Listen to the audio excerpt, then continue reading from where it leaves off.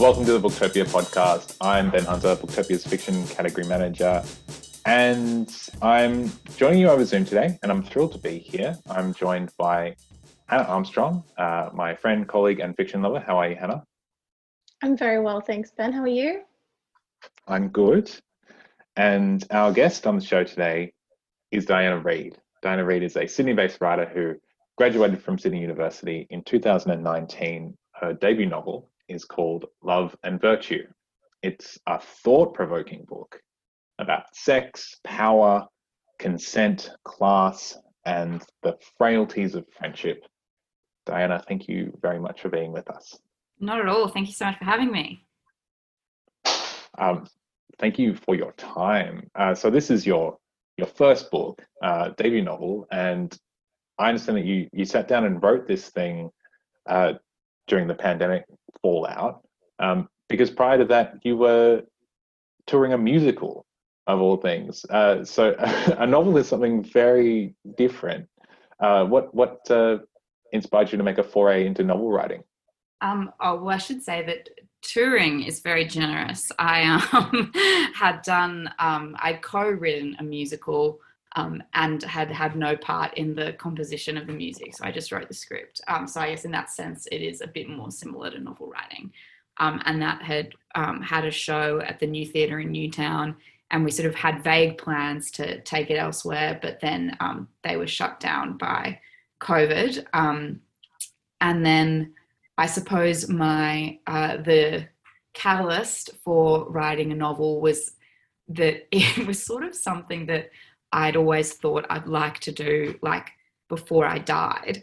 And then when COVID happened last year and I found myself with nothing to do, I just sort of thought, well, if I can't write a novel in these conditions, when there are literally no distractions at all, then it's probably not something I'm capable of.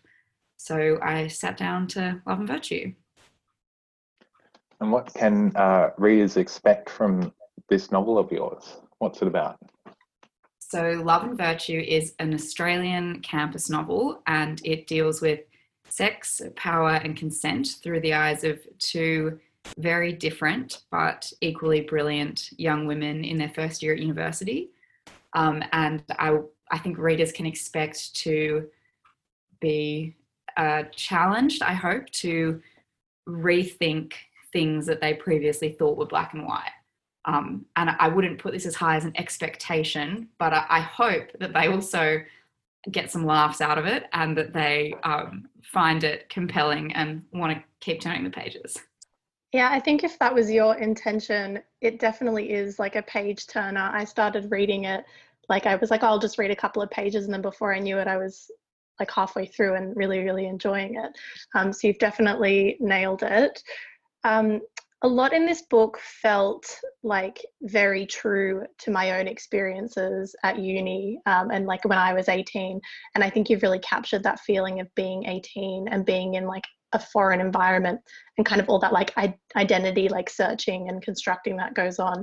I was just wondering, how much of this did you draw from your own experiences or your own life? Yeah, it's an interesting question. I feel like it's quite hard to answer. It's because it's sort of hard after the fact to sort of say how the sausage was made. But so I went to university, and as Ben said at the start, I wrote this book the year after I'd left. So the kind of campus culture and the I guess, uncertainty of that time in your life and the kind of people you meet were all very fresh to me. But the incidents and the events and the people in the novel are all completely fictional. So, it was like, I guess the vibe, for want of a better word, was very much inspired by my real life and places that I'd been and things I'd observed or conversations I'd been privy to, but the actual substance of the book is all fiction. Good to know. Great. What goes on? One thing I did notice is that you did a double degree and there was a major in philosophy, right? And both Michaela and Eve, your two characters in this novel, they do. They take philosophy. Yeah, here am I together. being like, it's all fictional. Yeah, they do the same degree as me. I just can you talk about the kind of the big contrast you have in this novel between the pursuit of morality as a kind of concept, right? And the actual challenge of living a moral life for your two characters, because they and everyone around them in this novel is really constantly testing the limits of morality and often breaking them, right? Yeah, for sure. I think what I was trying to do there was demonstrate that moral knowledge is not just academic. So I think, or not even remotely academic. So what I was trying to showcase was that studying philosophy and being sort of at an abstract theoretical level across lots of moral and ethical concepts doesn't necessarily equip you to enact them in real life. And that's not at all to knock philosophy or say that people shouldn't study it, because I think it's always helpful to think about these things. I guess it's more to make a broader comment about the fact that just by virtue of being human, we can't always get our behavior to cohere with our principles. And I think that that's also, I think it's not only relevant for the sort of philosophers in the book, the most obvious being the professor, who has a very good academic understanding of philosophy, but does some pretty textbook deplorable things, which he knows are wrong and sort of jokes about being wrong. As the other character who sort of evidences that is Eve, and she's a product of a sort of hyper articulate, hyper politically engaged culture. And I think what I was trying to comment on there was that I do think that we live in a sort of environment where we can sometimes conflate dense academic language and being articulate and having an understanding of really quite complicated and convoluted concepts with being a good person. And I think that that often happens, especially online. There's sort of this like assumption that if you can have a conversation at a particular level and if you can talk about things at a particular level of sophistication, then you must be a good person. And I think that, yeah, being a good person is hard. And it's not like a matter of vocabulary or how many degrees you have. It's just always going to be hard. Yeah, totally. I think that definitely comes across in the character of Eve. And speaking of Eve, can we just like talk about her for a sec? Yeah. So she was a character that I was really fascinated by. And there's this line really early on in the novel that's like, she is a person, but she's also an idea of a person. The way she's introduced into the book, she is literally giving a performance on stage. And then I feel like she never really drops that performance. That kind of is something that's really key to who she is. Like all of the name dropping of like books and artists and places and all that kind of thing. And then we also see Michaela begin to sort of do that as well. Like she lives her life like a series of anecdotes that she can tell somebody about later. I just wanted to talk about like this idea of constructing your own personhood and your own identity. Do you think that's something that everybody does at that age, or is it something that like we all do?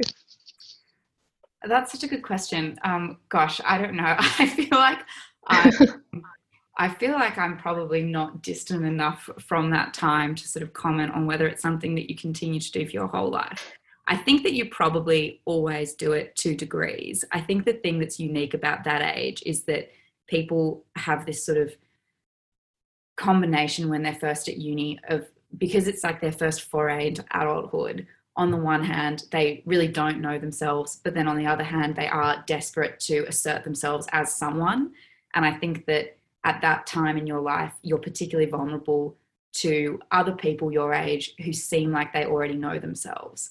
And I think that while I'm sure for our whole lives, performing different aspects of our identity is something that we'll continue to do, I do think at that age, you are like particularly vulnerable to kind of latching on to someone whose personality is bigger than yours or more concrete than yours and trying to emulate it. And I think that that's sort of what Michaela does in the novel. But then I sort of would also hope that her kind of experience of coming of age is one of learning all the ways that she is unlike Eve rather than all the ways that she is like her. You know, like she starts off this journey trying to emulate her, and then hopefully by the end is like more comfortable with their differences.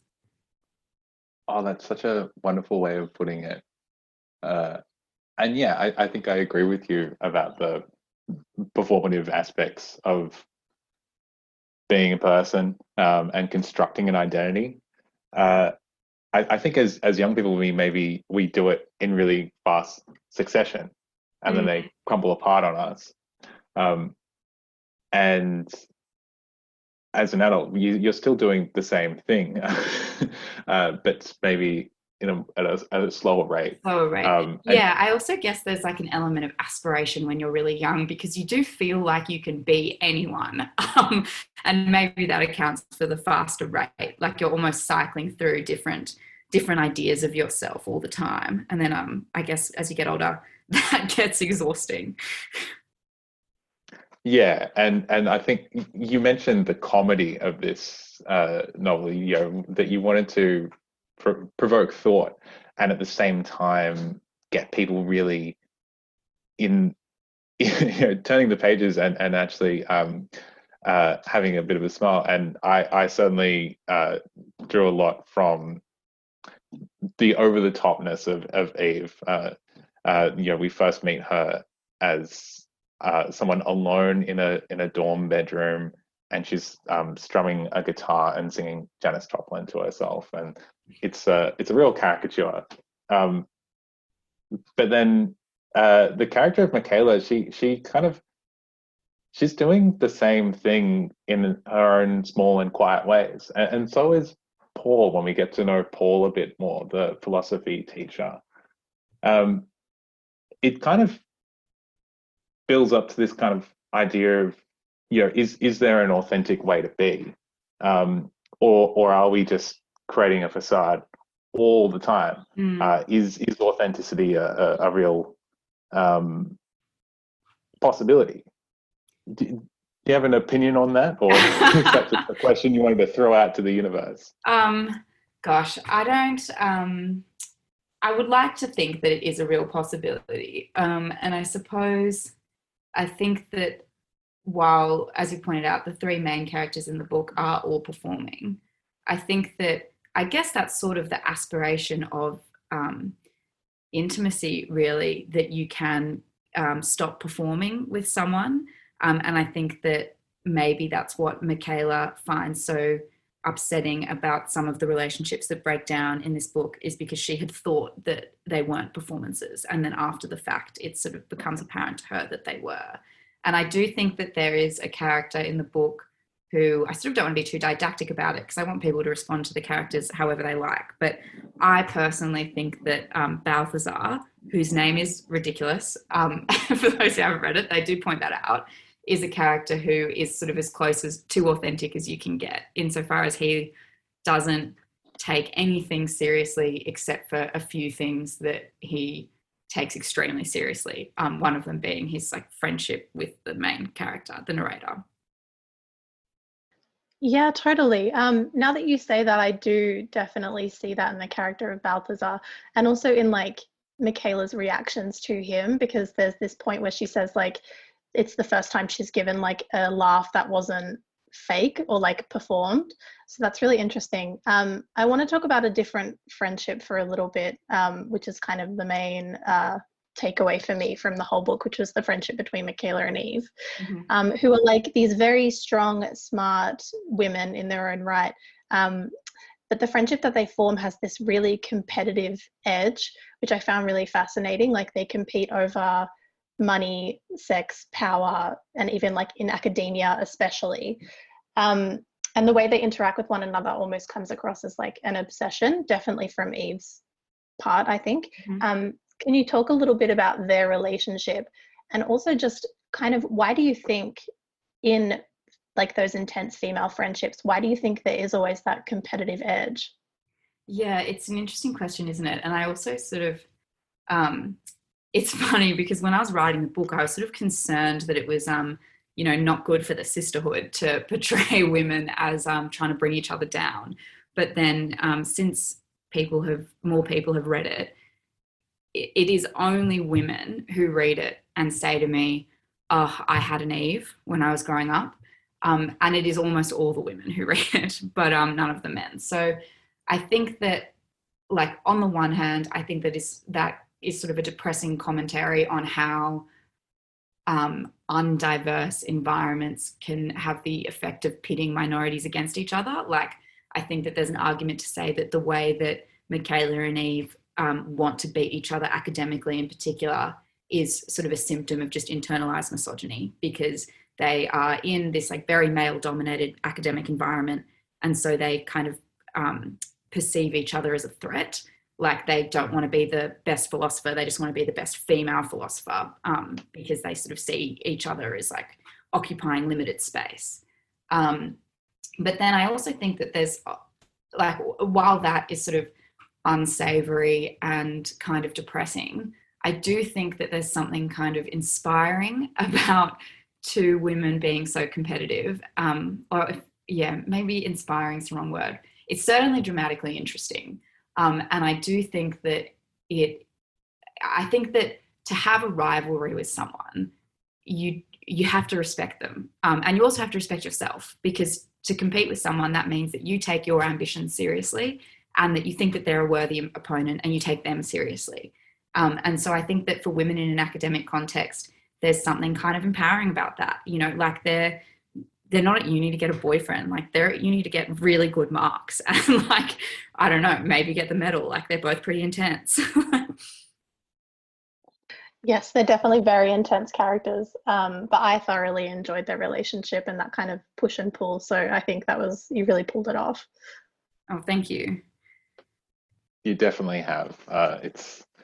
It's as Hannah said, it is a page turner. It's and there's a lot in not a lot of pages. Speaking of something that is a lot, the relationship that Michaela has with her philosophy lecturer Paul is really interestingly put together. The attraction of one person to the other is inextricably linked to their status and their position and their context. And Paul exerts power over Michaela, making the whole thing manipulative and ultimately abusive, right? So tell us about that. Was that a challenge to write, and has doing so evolved your perspective on consent and power and the nuances of all of it? Yeah, that's an interesting question. So I suppose what I was trying to do with that relationship, I guess structurally, was that I knew that I wanted to look at power and the way that, and I was sort of trying to make a point about how the way that we think about power is coded by narratives. And so I wanted there to be one relationship, at least in the book, that kind of fit a very clear trope. And so in this case, it's the student-professor affair. And what I was trying to demonstrate there is, so I was trying to make a comment about how difficult it is to think clearly about morality without reaching to stereotypes. And that's sort of done through Eve's reaction, because Eve is very kind of black and white in her thinking, and she's very quick to say that the affair is wrong because he's older than her and he's a teacher, therefore he's in a position of power, and he's a man and she's a woman. So for all those reasons, it's wrong because patriarchy. Whereas Eve also does something that is wrong to Michaela, and there is also a power imbalance there. But in her case, the power imbalance is owed to her being like hyper articulate and really beautiful and having a lot of social capital and being wealthy. And she doesn't see that as wrong. And I think that in part that's because it doesn't fit so neatly into a super narrative like patriarchy. And so I guess I was just trying to get the reader to think about right and wrong, both within as well as outside those kind of structural narratives. did that, wait, I feel like that didn't answer your question. So was it hard to write? I guess not really, because I had that very like clear kind of structural purpose in mind for what that relationship was doing. And then did it surprise me? Is that what the second part of the question was? I think that's the second part of the question was did it evolve? Or did it evolve?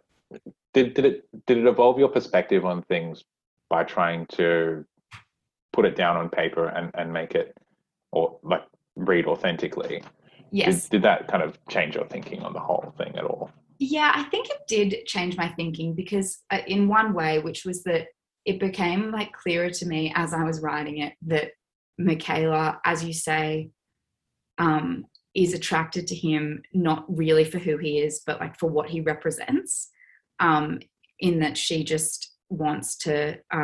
It's almost like a challenge to her to transgress in this way, and I think that it kind of makes her feel powerful to have someone who is so conventionally powerful, kind of not submitting, but falling for her.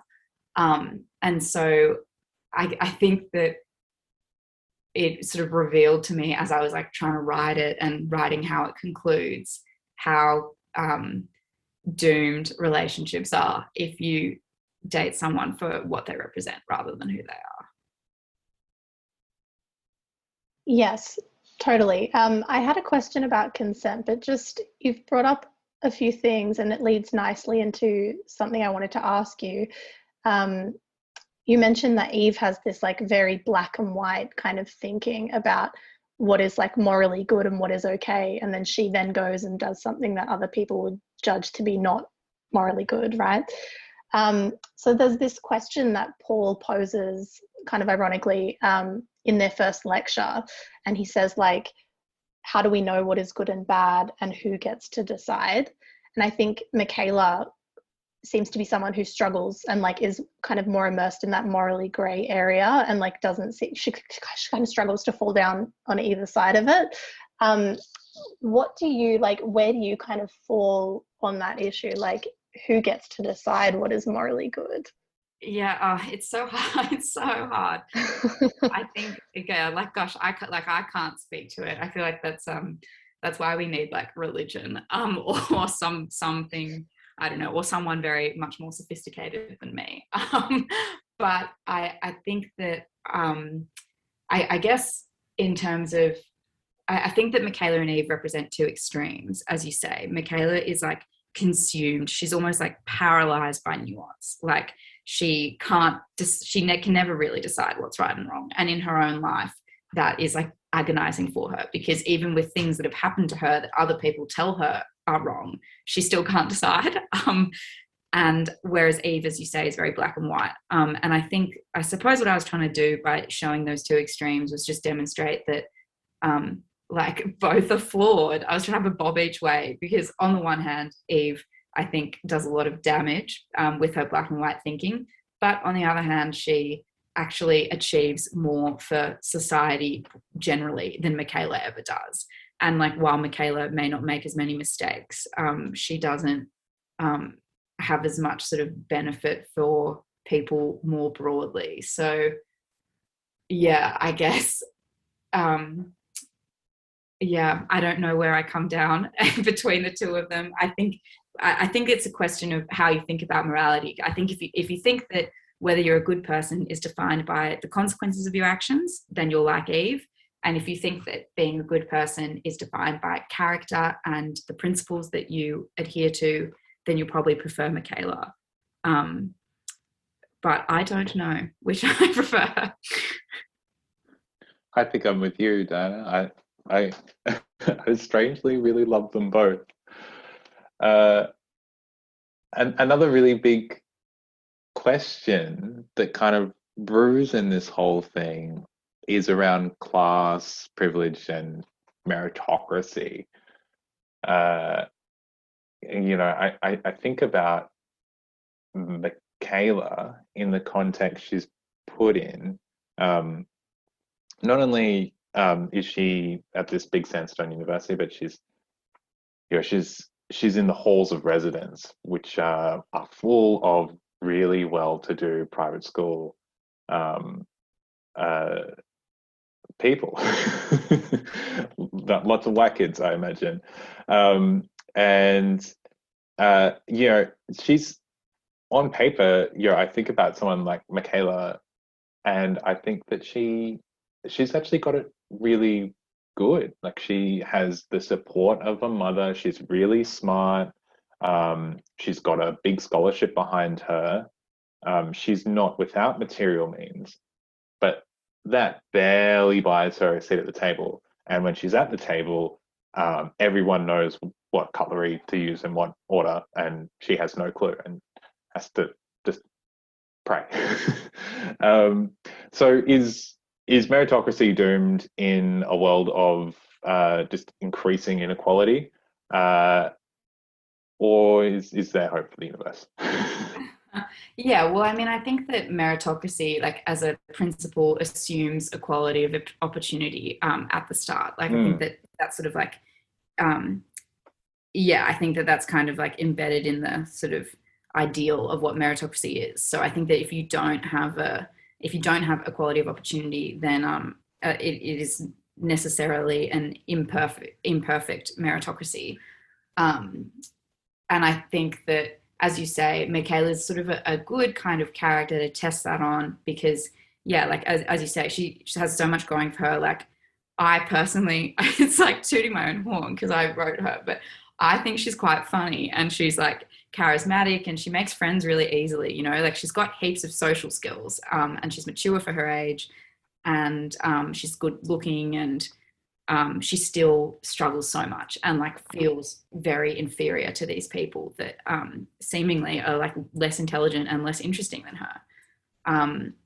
So yeah, as you say, if someone like Michaela who has so much merit and so much potential, if she can find it hard, then meritocracy is not operating perfectly. But I mean, I think she's still someone who like makes the most of the opportunities that are given to her. So I don't think it's sort of a dystopian picture, but it hopefully reveals that there's a long way to go. Yeah, that's really well said. Were there other stories of female friendship or other campus novels that have been an influence to you in kind of coming up with this one? Absolutely. I sort of hesitate to mention them for two reasons. One is because I kind of worry that it sounds like I'm claiming equivalence, and they're all novels that I like worship at the altar of. And then the other reason is because I think that Love and Virtue wears its influences really on its sleeve. So I'm sort of worried that if I start naming them, people will be able to pick out precise like stylistic or plotting choices that are lifted from other books. But to answer your question, and I'll leave it up to listeners to decide how derivative it is, I love The Secret History. It's a canonical campus novel, and I also love Brideshead Revisited. And I'd also read both of the Sally Rooney books that were out at the time, Conversations with Friends and Normal People. And then in terms of female friendships, I'd read, just before I wrote this, Swing Time, and then the Eleanor Ferrante's Neapolitan novels. And both of those, interestingly, deal with female friendships that, like the one in Love and Virtue, are like not really wholesome, and they don't sort of reflect well on the sisterhood. They're formative, but they're also quite toxic. That's really well said. And those are, if you are being derivative of those books, they are great books to be derivative of. Would you agree, Hannah? Yeah, totally. Now that you say that, I didn't think it while I was reading it, but I love The Secret History. And now that you've said that, I can definitely see strains of, yeah, that kind of academia setting. Yeah, those are great comparisons. Oh, thank you. I want to squeeze in one more thing, because you mentioned Sally Rooney, and I have to ask, have you read the new one? I have read the new one. What are your thoughts? I really liked the new one. I thought it was, yeah, I think that it did all of the things that Sally Rooney does very well. Again, it did all of them very well. And I think that if you, I think that both for people who haven't read one before, it's probably a good place to start. And I think that if you are a fan of hers, then you'll be delighted with more of the same. Yeah, that's a good review. And I was keen to hear your thoughts because that, it's obviously it's just come out and like your novel, it's been bashing around the back of my brain for a bit. And one of the things that it does deal with is sex and power in a relationship, and particularly like very articulate academic-minded relationships. Not to say that Love and Virtue is just another Sally Rooney wannabe. It's not. It's its own thing. It's really incredible. But you play with some of the same concepts, and they're good concepts to play with. This is a hell of a book, Diana. Oh, thank you. That's so kind. And yeah, I would. I think that's very, very kind. And I would be just lying by omission if I didn't mention Sally Rooney as one of my influences, because I think she's found a great way to talk about big structural power imbalances through the prism of very close, intimate relationships. And that's certainly something that I tried to do with some of the relationships in Love and Virtue. So, yeah. Will you try and do it again? Will you write another novel now that you've done the first one so successfully? Well, it's not even out yet. So successful according to whom? But yeah, yes is the short answer. I'm working on a second novel right now for Ultimo Press as well. Perfect. How exciting. Can you give us a little hint as to what realm it's gonna be in?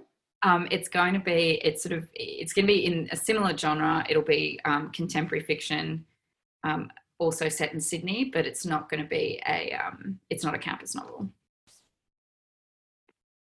Something to look forward to. Diana, Reid, thank you for being on the Booktopia podcast. Not at all. Thank you so much for having me. It was such a treat. If you want to get your hands on this incredible new debut novel, Love and Virtue is available right now from booktopia.com.au, and it's published by Ultimo Press.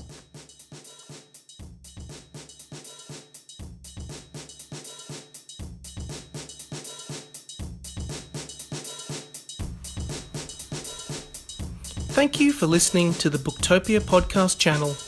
Don't forget, you can subscribe to us on SoundCloud and iTunes for free and get access to hundreds of author discussions, book analysis pieces, and more. Or, if your eyes need a workout, head to Booktopia TV on YouTube. Don't forget, for all books featured in this podcast and for access to a whole bunch of other fun content on our blog, head to Booktopia, Australia's local bookstore, at booktopia.com.au.